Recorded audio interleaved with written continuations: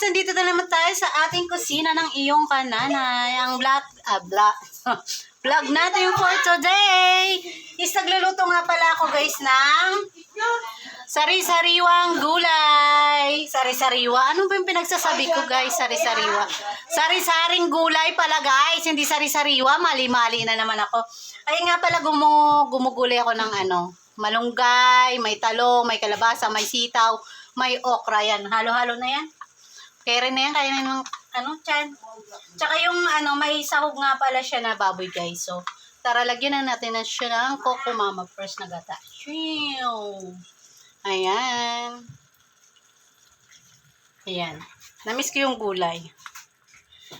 Namiss kasi wala kayong pambiling baboy. Aray, may baboy din naman, ibig sabihin, pang tipid ba?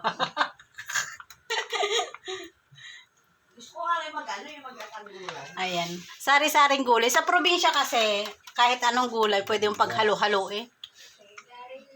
Pwede na yan. Lalo na yung sigarilyas, pag nilagay mo hinalo.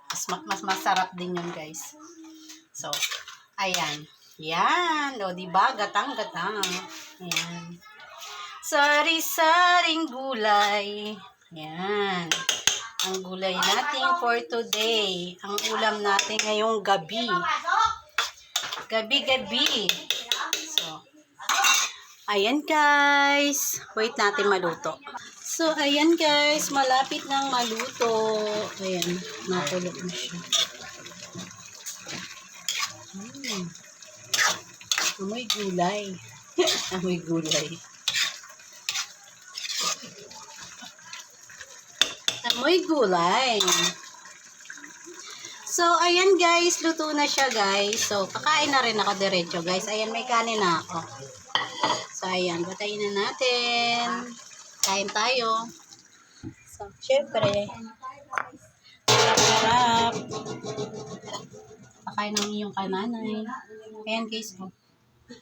Yummy. Wow. Bagong hango. Bagong hango. Yum. So, ayan. Kain tayo. Ang ating gulay. Mainit pa.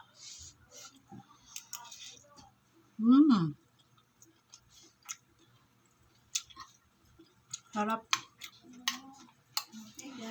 Tara na, ate, tayo maghapunan. Sarap.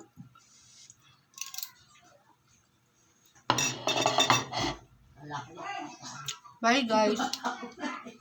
Thank you for watching. Support ng lahat.